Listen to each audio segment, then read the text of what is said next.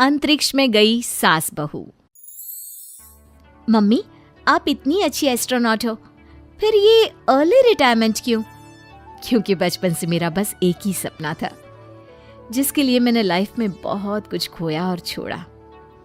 लेकिन अब इस अर्ली रिटायरमेंट के जरिए मैं बस तुम दोनों के साथ और पास रहकर बिना किसी हड़बड़ी के जिंदगी जीना चाहती हूँ। सास की बात सुनकर काजल मुस्कुराकर चली जाती है। उसी शाम ऑफिस से घर वापस आकर अजय अपनी मम्मी के पास बैठता है। मम्मी, क्या हमारी स्पेस ऑर्गेनाइजेशन कोई नया स्पेस मिशन प्लान कर रही है? क्या मिशन है, बताओ ना मम्मी। हे भगवान, शरीर इतना बड़ा हो गया लेकिन दिमाग आज भी बच्चों से गया गुजरा है। घर में आया नहीं कि सवाल शुरू। तो तुम जवाब दे दो ना। मैं क्या जवाब दूं? जैसे तुझे मेरे रिटायरमेंट के बारे में पता ही नहीं। इतने समय से तूने मुझे ऑफिस जाते हुए देखा क्या? फिर मुझे कैसे पता होगा? जा, तेरी पत्नी से पूछ, वो रोज ऑफिस जाती है। माँ की बात पर अजय आवाज लगाकर काजल को बुलाकर वही सवाल उससे भी पूछता है, पर काजल उसका कोई जवाब नहीं देती। और बोलो पत्नी से पूछने के लिए, मैडम जवाब ही नहीं दे रही। सवाल जायज हो तो जवाब मिलेगा ना, तुम्हें अच्छे से पता है। कॉन्फिडेंशियलिटी रूल्स के चलते हम किसी से भी ऑर्गेनाइजेशन और मिशन से रिलेटेड कोई बात नहीं कर सकते।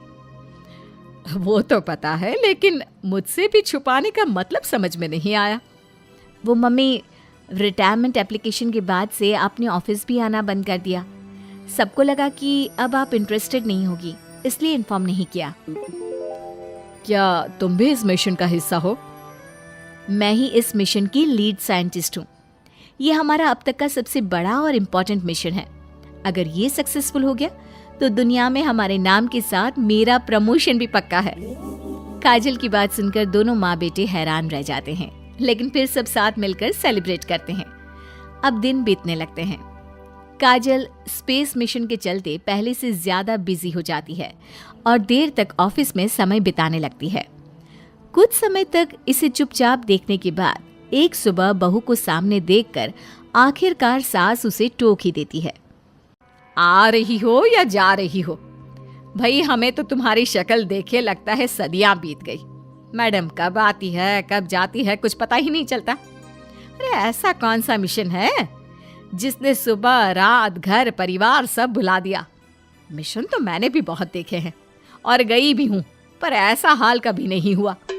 मम्मी, मैं आपकी चिंता और गुस्सा समझ सकती हूँ, पर ये स्पेस मिशन आज तक के सभी मिशन से बहुत अलग है।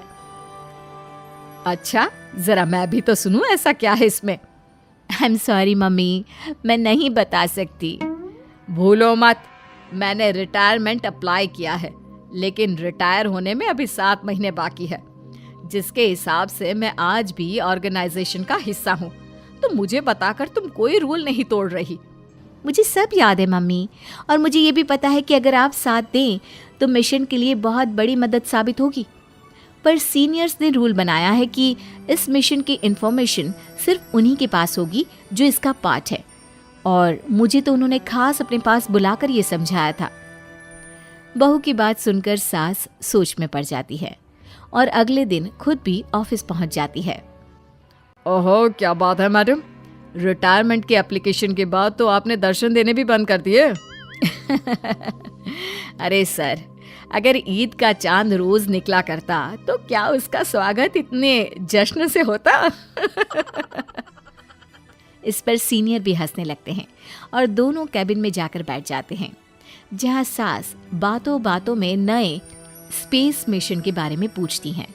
वो उन्हें मिशन के बारे में सब कुछ बताकर तुरंत एक इमरजेंसी मीटिंग बुला लेते हैं, जिसमें साइंटिस्ट की टीम और काजल के साथ एस्ट्रोनॉट्स की पूरी टीम भी होती है। तो ये है हमारी टीम, जो सब कुछ भूल कर दिन रात इसी मिशन पर काम कर रही है। अगर आप भी हमें ज्वाइन कर ले तो सोने पर सुहागा हो जाएगा। अगर आप मुझे टीम में चाहते थे तो पहले कांटेक्ट क्यों नहीं किया? आपने स्पेस में ना जाने के फैसले के साथ डेस्क जॉब का भी इनकार कर दिया और अर्ली रिटायरमेंट के लिए अप्लाई कर दिया, और फिर पिछले 1 महीने में किसी के साथ कोई कांटेक्ट भी नहीं हुआ। इसलिए हमने सोचा शायद अब आप ब्रेक लेकर इस सब से दूर रहना चाहती हो। और इसीलिए किसी ने आपको परेशान करना सही नहीं समझा। बात तो आपकी सही है, फिर भी एक सुझाव देना चाहूंगी। ये जो आप कर रहे हो ना, ये मिशन नहीं, साफ सुसाइड है। एक साथ इतने सारे लोगों को स्पेस में 6 महीने रहने के लिए भेजना आसान काम नहीं है। और ये बात मुझे आपको समझाने की जरूरत नहीं होनी चाहिए। हमें सारे कॉन्सिक्वेंसेस, स्पेस नेचर, मिशन की मुश्किल सबका पता है, और ऐसा करने वाले हम पहले नहीं हैं। इसलिए ये भी साबित है कि काम हो सकता है। आप सिर्फ एक एक्सपेरिमेंट के लिए इतने सारे लोगों की जान और मेहनत को दांव पर लगाना चाहते हो, जिसमें सक्सेस रेट भी मुश्किल से 1% है। बहुत देर तक इन्हीं सब बातों पर बहस चलने और काजल की सास उर्फ ऑर्गेनाइजेशन की सबसे एक्सपीरियंस्ड एस्ट्रोनॉट को बहुत देर समझाने के बाद भी जब वो राजी नहीं होती, तो ऑर्गेनाइजेशन के सीनियर्स को उन्हें घर वापस भेजना पड़ता है। लेकिन उसी के बाद से न चाहते हुए भी सास मिशन के बारे में सोचना बंद नहीं कर पाती। इसी तरह 1 हफ्ता बीत जाता है। माँ, जब घर में बैठकर भी मिशन के बारे में ही सोचना है, तो इससे अच्छा है कि वहां जाकर इस सोच के जरिए उनकी मदद ही कर दो। उन्हें ऑफिस में नहीं, स्पेस में जाने के लिए मेरी जरूरत है। वो चाहते हैं कि मैं हेड एस्ट्रोनॉट बनकर बाकी सबके साथ स्पेस में जाऊं। वाओ, रिटायरमेंट से पहले आखिरी असाइनमेंट की तरह इससे अच्छा और क्या हो सकता है माँ? आपको हाँ बोल देना चाहिए।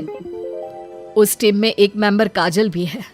अगर हम दोनों ही चले जाएंगे तो तुम अकेले कैसे रहोगे? वहां से जिंदा वापस आने की कोई गारंटी नहीं बेटा। अब भी हमें भेजना चाहते हो क्या? जिस दिन से आपको पहली बार स्पेस में जाते देखा है, तभी से ये डर और पॉजिटिविटी दोनों साथ लेकर जीना सीख गया हूं। आप जाओ माँ, मुझे पूरा भरोसा है आप दोनों वापस भी आओगे और देश के साथ मेरा नाम भी रोशन करोगे। बेटी की बात सुनकर माँ के अंदर हिम्मत आती है और वो एक बार फिर स्पेस ऑर्गेनाइजेशन पहुंच जाती है, जहां उसके फैसले से सब बहुत खुश होते हैं और स्पेस मिशन की तैयारी पहले से ज्यादा जोश में शुरू हो जाती है। कुछ ही समय बाद दोनों सास बहू स्पेस में पहुंच जाती हैं। आखिरकार आज मेरी साइंटिस्ट बहू एस्ट्रोनॉट भी बन गई। सिर्फ स्पेस सूट पहन लेने से कोई एस्ट्रोनॉट नहीं बन जाता। मैं साइंटिस्ट हूँ और उसी में खुश हूँ। अगर मिशन की रिक्वायरमेंट नहीं होती तो शायद कभी यहाँ आती भी नहीं। इसी तरह दिन पर दिन स्पेस की अनेक मुश्किलें और दिक्कत सहते हुए देखते ही देखते 6 महीने बीत जाते हैं और नामुमकिन को मुमकिन करके दिखाते हुए सब सही सलामत अर्थ पर वापस आ जाते हैं, जिसके बाद से दुनिया भर में ये मिशन सास बहू की अंतरिक्ष यात्रा के नाम से मशहूर हो जाता है।